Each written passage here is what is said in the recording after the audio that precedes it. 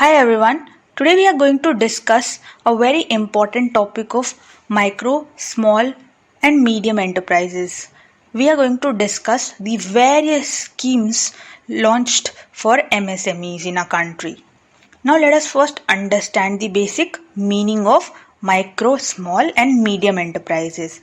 See, MSMEs are defined in terms of the investment in the plant and machinery. When we talk about micro, that is M, it basically includes all those entities which have invested at least 25 lakhs in plant and machinery. Then when we talk about small enterprises, the investment in plant and machinery is between 25 lakhs to 5 crore, and in case of medium, it is between 5 crores to 10 crore. So MSMEs are the backbone of our country. Why so? Because they contribute around 8% to the GDP of our country. GDP is basically the final value of all the goods and services which are produced in a country in a year, that is annually. So as I said, they are categorized into three parts: micro, small and medium, according to investment in the plant and machinery as of now, right? But in future it is proposed that it is going to be switched to the turnover, that is the sales of the company in a year. Okay, so there are basically two sectors which are included in this, that is the manufacturing and service. So for manufacturing there's a different criteria of investment in plant and machinery, and in case of service it is different criteria. So now let us talk about the various schemes launched by our government for the benefit of micro, small and medium enterprises. The first one is PMGEP.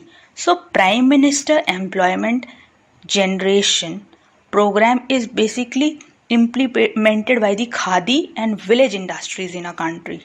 Okay, whereas at state level it is implemented through KVIC directories, state khadi and village industries boards and banks.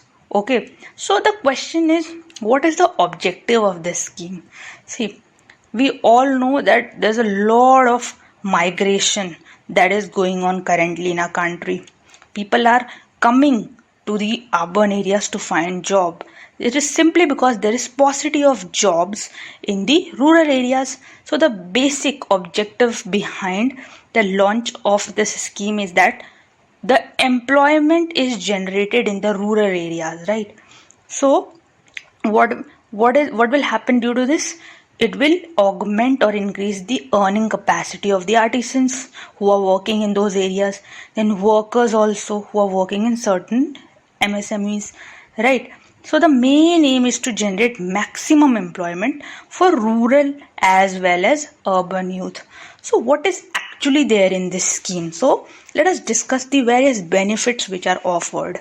See, fulfilling the condition of maximum value of 25 lakhs in case of manufacturing and 10 lakhs in case of services, the beneficiary can avail a margin money subsidy of 25% in case of manufacturing and 15% in areas of service. See, if you are investing a maximum value of 25 lakhs, it should be maximum 25 lakhs only, then the government is going to give you a 25% subsidy. Okay, subsidy. And in case of, this is in case of manufacturing, and in case of service, if you have invested till 10 lakhs maximum, then you are going to get a 15% subsidy on your services. That is whatever you have contributed or invested in service. It should not be more than 10 lakhs. Okay, the amount. This is the ceiling. The contribution of beneficiary in case of manufacturing services should be 5% and 10%. Okay, so the contribution of the beneficiary should be at least 5% in case of manufacturing and 10% in case of services. Okay, and rest can be funded by the loan also. Now the next scheme is Credit Guarantee Trust fund for micro and small enterprises. See, CGT FMSC is basically a scheme under which a collateral free loan of up to 2 crores, that is 2 lakhs, 200 lakhs is provided, and new and existing enterprises are also eligible for this scheme. It also seeks to reassure the lender in the event of failure to discharge liabilities by the micro enterprises. See, under this scheme, a collateral free loan is given. That is, you don't have to mortgage anything like gold or your property or so on. You don't have to do it if the loan's limit is 200 lakhs. Okay, if it is more than that, you have to mortgage something. So this is the benefit under this, and so every enterprise is basically eligible for this, whether a new or an existing enterprise, right? So also one more thing is there, then that if the lender, that is the person whose business it is, if he or she fails to pay the liabilities on time, then also there will be no charge or any kind of problem. It will be all sorted by the government, right? Now let us talk about the features of CGTFMSC. So it was basically launched in August 2000 with the aim of providing credit guarantee, right? It is giving credit guarantee to the person who has availed their loan. How? Because the government is taking the responsibility of paying if he, that is the owner, is not able to pay the loan on time. Okay, and it is giving loan to the small and micro enterprises both. The corpus of the scheme was basically recently enhanced to 750 crores from 500 crores. Now let us discuss another scheme, which is Interest Subsidy Eligibility Certificate, ISEC. See, under this scheme, a concessional rate of interest on loan is given. See, whatever is the rate of interest, that is there, but there is a 4% concessional rate. That is, the owner has to pay 4% only, and the difference between the actual rate which is going on in the market and the lending rate is basically paid by the central government. Right. So the lending rate, let's say the lending rate that is going on in the market is 8%, and 4% is basically paid by the customer. So the difference between these two will be paid by the central government. Now, who all can apply for this scheme? See, Khadi institutions who are having a valid Khadi certificate can avail the benefit of this scheme. Also, the institutions registered with the KVIC, State Khadi and Village Board, can also avail the benefit of this scheme. The scheme basically currently supports only Khadi and polyester sector. So what did we understand today? We basically understood the meaning of MSMEs.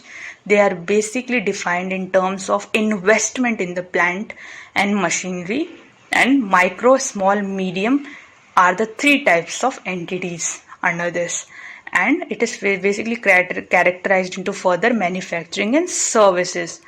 Now we also talked about the various schemes like PMGP, wherein the main aim is to reduce the migration of rural people, and the benefits that are offered are, if the investment is having a value of 25 lakhs, then the person will be getting 25% subsidy on the project, and if the value in case of service 10 lakh, then he will or she will be getting 15% subsidy. Then we further talked about credit guarantee trust fund for micro and small enterprise, wherein collateral free loan with credit guarantee is provided to the customer. And finally, we talked about the interest subsidy eligibility certificate, wherein a 4% loan is given to the customer, and the difference between the market rate and whatever the customer has paid is paid by the central government. Okay, and who can apply? Khadi institutions, KVIC, State Khadi Village Board, all these institutions can apply. Now let us practice some important questions. Under which scheme a Khadi certificate is required for availing concessional ROI? See, we just discussed that under ISEC, right? Interest subsidy eligibility certificate. A khadi certificate is mandatory for availing the benefit, okay, for availing the loan concession, right? Under which scheme the cost of the project in case of manufacturing unit should not be more than 25 lakhs in order to avail a subsidy. See, we discussed that under the PMGEP scheme, okay, under the Prime Minister's Employment Generation Scheme, the limit is 25 lakhs in case of manufacturing. So the correct answer for this would be PMGEP. So this was all for today. Thank you so much for your time.